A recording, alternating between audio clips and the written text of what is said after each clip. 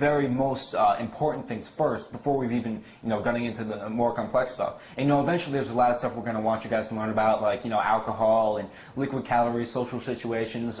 Eventually we want you to learn about that stuff and implement it. But for right now, one thing which you decided was that the most important thing was just start eating one zero willpower meal out of your Tupperware every day. Why is that? Why did you feel that was the most important thing to start doing? Well, because it's taking action. You wanna start off slow and build a habit, because if we try to implement it all at one time, most people are gonna be, whoa, I can't handle all this, and just completely stop. Yeah. And that's why when you look at diets, when you look at all these other type of eating plans, and it's so overwhelming in the beginning. You don't like to cook those foods. A lot of people don't even know how to cook. I'm not a good cook at all. I can't follow that. And then you got to follow everything to a T. And you realize every day you're counting calories, you're worried about this, you're worried about that, and before you know it, life isn't even fun anymore. It's like always revolved around check and balances. So these guidelines are really easy to follow, and when it comes to implementing the zero willpower eating system, we're going to start you off with just one meal, okay, and we'll grow from there. So it's very important in this phase right now, phase 1, that you do replace one of your meals with a meal that you prep in a Tupperware, so this way we can get you rolling in the right direction. That's such an important habit to establish, and I like that it's so simple too, because one thing you've emphasized to me is that a lot of the leverage is in the workout, because if you're doing these hard total body workouts, then you're really not even going to be able to stomach like donuts and cake and stuff afterwards. Yeah. Your body's actually going to reject fast food and greasy food. If you don't believe me, just give it a try. You'll see. You're going to eat it, and your body's going to feel really weird, and your stomach starts to hurt, and you get this real weird taste in your mouth, and you're like, wow, what's going on? I used to eat this stuff all the time. And before you know it, maybe after a couple hours, you're going to find yourself going to the restroom. Exactly. It's like, before you might have been driving a little Honda Civic, but now you're driving a Ferrari because of these workouts. And if you pour, like, crappy regular octane gas in your Ferrari, you're gonna definitely feel the difference. Yeah, definitely. Okay, so obviously, phase 1 is very exciting because we're building so much muscle and changing our metabolism. But what are some of the pitfalls that guys have to watch out for to make sure they don't get tripped up?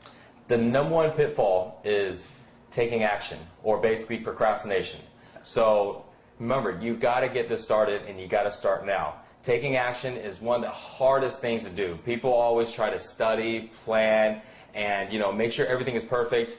Don't worry about all that. Get started now. I don't care if you don't have 30 or 45 minutes, which really everybody does, but if you have just 10 minutes, just 15 minutes, get up and get going. Start working out and just start implementing just the littlest things, and the easiest and the most important one is just start implementing the workout part. Don't worry about the nutrition part. Don't worry about all the other stuff. You'll learn that along the way. Just get started. I gotta really say that is the most important. There's a lot of pitfalls that guys run into, but that is by far the biggest one.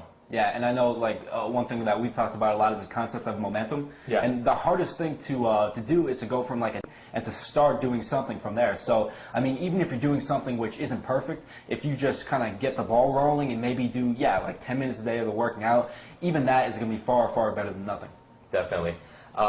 Another pitfall to watch out for is everybody wants to get the six-pack abs, right? They want to go ahead and get the small waistline, but you'll see that in phase 1, you're not actually going to get your waistline a little smaller, because remember, our main goal is to put on muscle.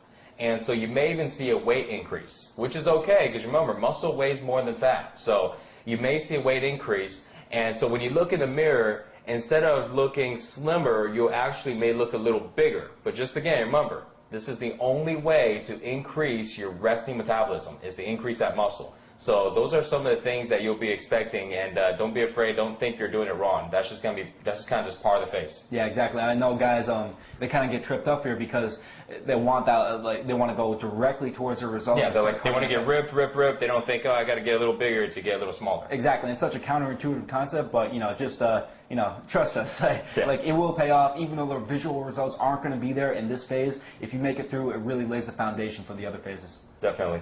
Another one to really follow in the beginning is calculating your rest times. So that really ties into making sure you're maintaining the workouts at about 30 to 45 minutes.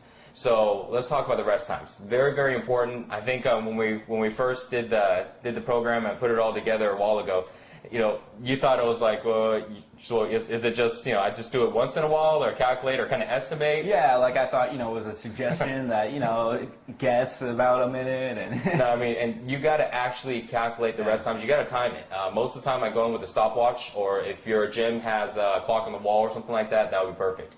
But very, very important to follow the rest time guidelines.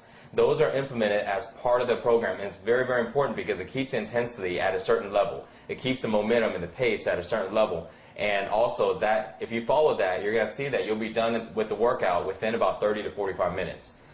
In the beginning, it may be a little harder to finish it in 30 to 45 because you're still getting used to the workout, and you're kind of wondering, where everything is at, and you kind of have to shift from exercise to exercise. So it may take a little longer, which is okay. But I say within about the third to the fourth workout, you should make sure you cut it down to about 30 to 45. And I think, that's going to be key too, because I know like one big reason why people quit is because they get all gung-ho and go for like 2.5 hours for a week, and then they quit because, it's just not sustainable to go for that long. Even if they can go for a week. Some guys just go 2.5 hours for one day. They are in pain for a week. Yeah. And then, no one wants to go work out when you're in pain. You can't walk. And then that's all you think next time you work out is, oh, crap, I'm going to go another week in pain. I think I just may, stay off this for now until I don't need to use my legs for a little while, then I'll go back and work out. Yeah. It just doesn't work. So let's talk about some of the other pitfalls. I know, obviously we've tried to cut it down to like the bare bones, most important things for phase one, but there's still a good amount of stuff. Can you talk about that? Like how can guys like avoid that pitfall and succeed with phase one? I think another one that I definitely need to address is negative influence. Yeah. See, if you don't have the body that you want, and that could probably has to do with some of the people around you. If you look around and you see the 5 people that are closest to you, you'll probably realize that they probably aren't in the best shape. So when you're starting to do this workout program, you're going and you're all excited, most likely it happens so often that people are going to say things to you to kind of bring you down. It's a negative influence. And some of the reasons why is because, they're your friends and they know you from, maybe from a little while now, and they kind of see in your habits. So, right away they'll be like, oh, you're going to go ahead and do the same thing like you did with the last program. Or, you know what, yeah, right, 2 weeks you're going to stop, I bet you, and, don't pay attention to that, because you're going to expect that. About 8 out of 10, guys, when they try to make a change, even though your buddies are your friends, but they don't even know that they're really hurting you when they're saying things like that. It's a big thing, and don't pay attention to it. Sometimes what I even suggest is don't tell anybody. Start this program for a few weeks, and when you get the results, and you will see the results, it's going to actually be very dramatic.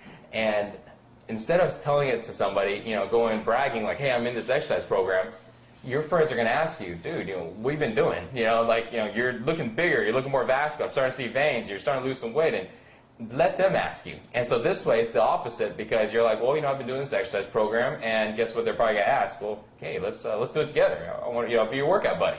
So that's a good way to sometimes avoid all that negative stuff right in the beginning. Yeah.